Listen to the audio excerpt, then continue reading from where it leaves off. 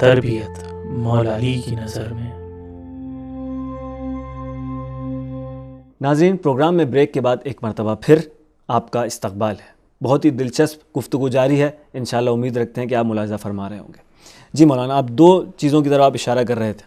جی، میں نے ذکر کیا کہ وہ لوگ یہ چاہتے ہیں کہ انسان کے بدن کو اس کی مطلوبہ لذتیں، جو انسان کے بدن کو ضرورتیں ہیں، اس کو انسان تک کے پہنچا دیا جائے، وہ یہ چاہتے ہیں۔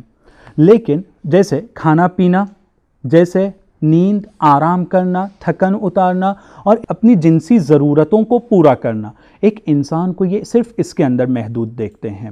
جہاں ہم اسلام کی بات کریں تو دقیقاً اسلام بھی ان چیزوں کا حامی ہے۔ اسلام بھی چاہتا ہے کہ کھانے پینے کے مسئلے کو ایک اچھے طریقے سے حل کیا جائے، کون سی چیز فائدہ مند ہے وہ کھائی جائے، جو نقصان دہ وہ نہ کھائی جائے۔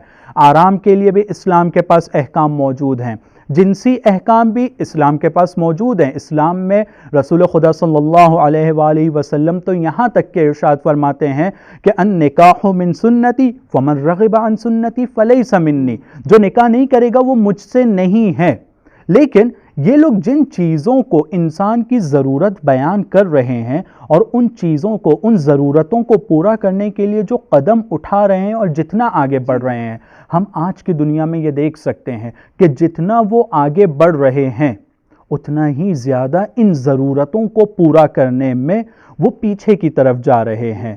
مثلاً ہم لوگ اگر ڈیٹا دیکھیں اور ایک مختصر سا سرچ بھی اگر کرتے ہیں تو ہم اس نتیجے پر پہنچیں گے اور ہمارے سامنے پورا ڈیٹا آئے گا کہ وہ کنٹریز کے جو بہت ڈیولپ ہیں، ویسٹ کی بڑی بڑی کنٹریز، اس میں امریکہ کا نام لے لیں اور اس طرح کی دوسری کنٹریز، وہاں پر جتنا ان لوگوں نے ظاہری طور پر ترقی کیا ہے، سائنس میں بہت آگے بڑھ گئے ہیں، لیکن ساتھ ساتھ میں وہاں ڈپریشن کا ریٹ ہر دوسری کنٹری کے مقابلے میں بہت زیادہ ہے۔ اور اس کے مقابلے میں عجیب چیز جو موجود ہے وہ یہ کہ جو کنٹری جتنی غریب ہے وہاں پہ ڈپریشن اتنا کم ہے۔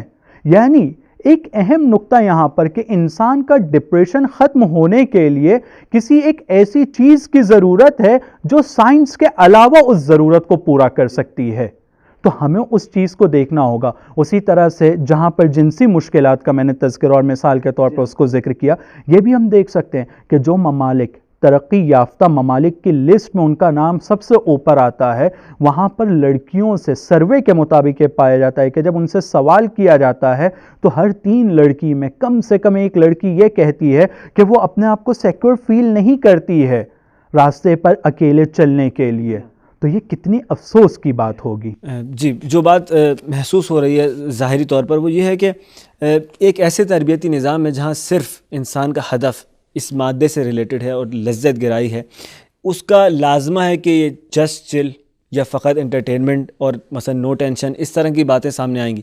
اچھا، ہم یہ کہنا چاہ رہے ہیں کہ جو اسلامی تربیتی نظام کے اندر بھی انٹرٹینمنٹ سے منع نہیں ہے یا لذت سے منع نہیں ہے، لیکن اس کی حدود ہیں اور اس کے طریقے بیان کیے گئے۔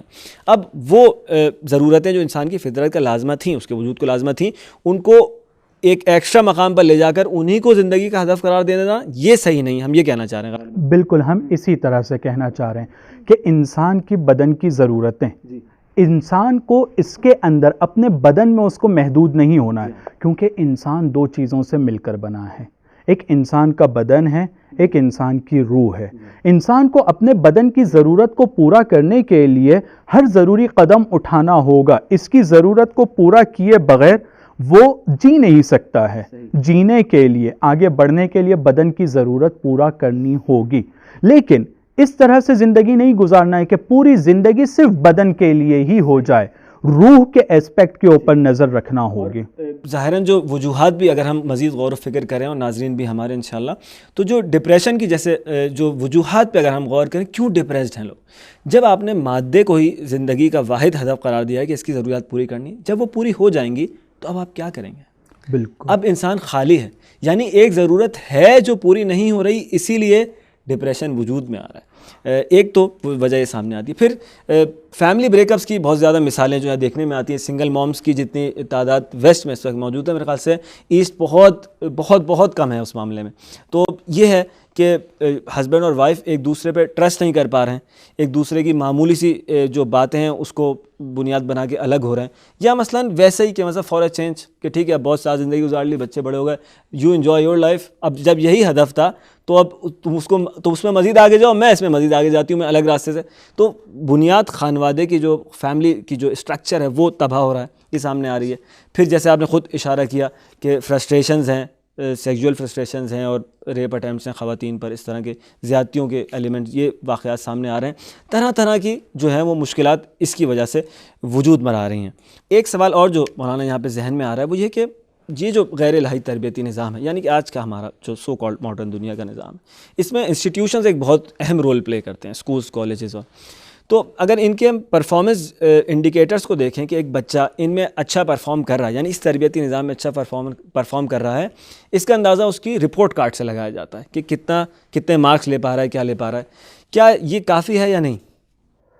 چونکہ ان کا اس بچے کو دیکھنے کا جو طریقہ ہے وہ ان کے مٹیریلزم کے بنیاد کے اوپر ہے. وہ اس کو ایک مٹیریل کی طرح دیکھ رہے ہیں, صرف ایک بدن کی طرح دیکھ رہے ہیں. تو وہ اس کی کامیابی کا معیار بھی نمبر میں آ کر صرف ڈیفائن کرنا چاہتے ہیں, وہ اس طرح سے دیکھ رہے ہیں. لیکن یہ کافی نہیں ہے, کیونکہ ایک بچہ اگر کسی انسٹیٹیوشن میں جا رہا ہے, کسی اسکول میں وہ پڑھ رہا ہے, تو اس کے لیے بہت ضروری چیز جو یہاں پر پائی جاتی ہے, ہمیں یہ دیکھنا ہوگا کہ یہ بچہ جہاں جسمانی طور پر آگے بڑھ رہا ہے اور کچھ چیزوں کو حاصل کر رہا ہے, علم حاصل کر رہا ہے کچھ چیزوں کا, تو اب یہ دیکھنا ہوگا کہ کتنا وہ خود انسان بننے کی طرف آگے جا رہا ہے, کتنا وہ معنویت کی طرف آگے بڑھ رہا ہے, کتنا اس کے اندر ایتھکس, مورل اس کے اندر امپروو ہو رہا ہے, وہ کتنا حاصل کر رہا ہے. چونکہ یہ لوگ انسان کو ان روح کے بغیر اور ایک ایسے بچے کی تربیت کرتے ہیں جس کو مشین کی طرح بنا رہے ہیں, لہٰذا وہ لوگ ان چیزوں کی طرف توجہ نہیں دیتے ہیں. لیکن اسلامک پوائنٹ آف ویو سے تربیت کے اندر انسان کی روح بالکل اس کے بدن کی ضرورتوں کو پورا کرنے کے لیے جہاں پر اسلام کہہ رہا ہے, ویسے روح کی ضرورتوں کو پورا کرنے کی طرف انسان کو سب سے زیادہ متوجہ کر رہا ہے. صحیح ہے. تو یہ بات جو ہے وہ سامنے آ رہی ہے کہ غیر الہی تربیتی نظام کے اندر جو روحانی اسپیکٹس ہیں, اگر اس میں پرابلم بھی ہے, یعنی انسان کو اگر روحانی طور پر مشکلات بھی ہیں, مثلا اخلاقی مشکلات ہیں یا دیگر جیسے اب ذکر کیا ڈپریشنز ہیں اور دیگر مشکلات ہیں, اس کے باوجود اگر وہ صرف اچھے مارکس لا رہا ہے تو وہ ایک سکسیسفل مانا جائے گا, سکسیسفل انسان مانا جائے گا. بالکل ایسے ہی ہے, کامیاب انسان یہ لوگ مانتے ہیں اور اس کو مانا جائے گا. اور عین ممکن ہے کہ الہی تربیتی نظام میں ایک شخص جو کہ بہت زیادہ دنیاوی تربیتی نظام کے حوالے سے کامیاب ہے, الہی تربیتی نظام میں اس کو کامیاب نہ تصور, اور نہ صرف یہ کہ کامیاب تصور نہ کیا جائے, وہ پوری انسانیت کے لیے خطرہ ہو سکتا ہے. جیسے ہم نے اس پوائنٹ کی طرف پہلے اشارہ کیا ہے کہ ایک شخص بغیر اخلاق کے, بغیر خدا کے, بغیر اس زندگی کے بعد کی زندگی کے تصور کے آگے بڑھتا ہے, ایک ایسا بم بناتا ہے جس کے نتیجے میں ایک سیکنڈ کے اندر ہزاروں لوگوں کی جان چلی جاتی ہے. تو نہ صرف یہ کہ وہ کامیاب نہیں ہے, انسانیت کی نابودی کا سبب ہو رہا ہے, اور وہ ایسے کام کر رہا ہے جس سے خدا سخت ناراض ہوگا, اور در واقع وہ ناکام ہے. ایک اور بات جو میں یہاں پہ کہنا چاہوں گا وہ یہ ہے کہ جیسا کہ آپ نے ذکر کیا غیر الہی تربیتی نظام کے حوالے سے گفتگو میں, غیر الہی تربیتی نظام جو ہے وہ پروبیبلٹیز کے اوپر بیس کرتا ہے, اور یہ پروبیبلٹیز ظاہر ایک سیمپل ٹیسٹنگ کی بنیاد پر وجود میں آتی ہیں. یعنی پھر ہم نے ذکر کیا کہ اس میں ایرر کی بھی گنجائش ہے, اور بہت سارے سوالات کے جواب میں ایک شک کی صورتحال ہے. یعنی مثلا پری لائف کے بارے میں کہ مثلا آپ کہاں, اس سے پہلے کہاں تھے, کیا اسٹینڈنگ تھی آپ کی, یا یہ کہ نہیں تھے تو پھر کیسے وجود میں آئے ہیں, مرنے کے بعد کیا ہوگا, ان سارے سوالات کے جوابات, کائنات کیسے وجود میں آئی. تو ان سارے سوالات کو لے کر ایک شک کی سی کیفیت ہے. تھیوریز ہیں ہمارے سامنے, لیکن تھیوریز بلاخر تھیوریز ہیں, 100% شیورٹی کے ساتھ نہیں کہا جا سکتا یہی یقین ہے. تو اس کی بنیاد پر یہ غیر الہی تربیتی نظام جو ہے یہ کھڑا ہوا ہے. آپ الہی تربیتی نظام کو کیسے کمپیئر کریں گے؟ میں اس آپ کے ایک سوال کے ضمن میں ایک مثال دینا چاہتا ہوں, کیونکہ غیر الہی سسٹم جس کو ہم مادی جہان بینی کہہ لیں, یہ جو سسٹم ہے یہ پوری طرح سے شک کی بنیاد کے اوپر کھڑا ہوا ہے. اس کے پاس یقینی چیزوں کے جوابات موجود نہیں ہیں. تو بالکل ایسے ہی ہے کہ ایک شخص ایک ایسے راستے پر کھڑا ہے جہاں سے دو راستے ایک دوسرے سے الگ ہو رہے ہیں. شخص کو کسی ایک خاص جگہ پر اپنے گھر پر جانا ہے، لیکن اسے مثلاً ایڈریس ابھی پتہ نہیں ہے، وہ ایک جگہ پر کھڑے ہو کر کسی سے سوال پوچھتا ہے کہ یہ راستے سے میرا گھر آئے گا یا اس راستے سے میرا گھر آئے گا. سامنے جواب دینے والا شخص، اس کو بھی یہ نہیں پتا ہے کہ ایڈریس دقیقاً کیا ہے، وہ یہ کہتا ہے کہ شاید اس راستے سے جاؤ گے تو تمہارا گھر آ جائے گا. اب یہ بتائیے، جو بندہ یہاں پر کھڑا ہوا ہے وہ کیا اس راستے پر چلنا شروع کر دے گا صرف یہ سننے کے بعد کہ ہاں شاید میں اس راستے سے پہنچ جاؤں گا اپنے گھر پر؟ نہیں شروع کرے گا. اور اگر شروع کر بھی دے گا اس راستے پر، آگے بڑھ جاتا ہے، کچھ دیر کے بعد جب اس کو یہ محسوس ہوگا کہ مثال کے طور پہ یہ وہ راستہ نہیں تھا جہاں سے مجھے اپنے مقصد تک کے پہنچنا تھا، تو اس کے پاس دو آپشن ہیں. یا تو وہ واپس پلٹ آئے، اگر اس کو زندگی نے اس بات کی اجازت دیا کہ پلٹے، پھر اس نقطے کی طرف آئے، پھر وہاں سے اب صحیح راستے پر چلنا شروع کرے. لیکن ہماری زندگی اتنی بڑی نہیں ہوتی ہے کہ ہم اپنی زندگی کو شک کی بنیاد پر کسی ایک نتیجے تک کا لے جائیں اور پھر اس کے بعد پلٹنے کی امید کریں. اور اگر ہوتی بھی ہے تو ہماری جوانی، ہماری طاقت یہ ہمارے ہاتھ سے چلی جائے گی، اب ہم بوڑھے ہو چکے ہیں. لیکن اب جب اس طرح کا ایک معاملہ ہے تو یقیناً ہمیں کسی ایک ایسے سولوشن کی ضرورت ہے، کسی ایک ایسے راستے کی ضرورت ہے جس میں کسی طرح کا نہ تو کوئی مذاق ہو، نہ کسی طرح کا کوئی شک ہو، اور نہ کوئی ایسی بات ہو جو احتمال کی بنیاد کے اوپر ہم کو آگے لے کر جائے، جس میں یقین ہوگا. تو ایک انسان ہونے کے اعتبار سے، ایک عقل مند ہونے کے حساب سے میری ذمہ داری ہے کہ میں اگر اپنی زندگی گزارنا چاہتا ہوں تو بالکل یقین کے ساتھ ایک مخصوص مقصد کے لیے اور ہدف کے لیے اپنے قدم کو اٹھاؤں، نہ یہ کہ شک کی دنیا میں اپنی زندگی کو گزاروں.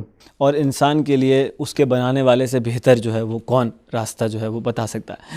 مولانا دل تو چاہ رہا تھا واقعی کہ گفتگو کا سلسلہ جاری رہے، لیکن پروگرام کا وقت اپنے اختتام کو پہنچا. آپ کے بہت شکر گزار ہیں اور آپ کے علمی بیانات سے ہم نے استفادہ کیا. امید کرتے ہیں کہ ناظرین نے بھی آپ کے علمی بیانات سے استفادہ کیا ہوگا. ناظرین، پروگرام کا وقت اپنے اختتام کو پہنچا. حاضر خدمت ہوں گے ایک نئے ایپیسوڈ کے ساتھ. ہمارے ساتھ رہیے گا. خدا حافظ.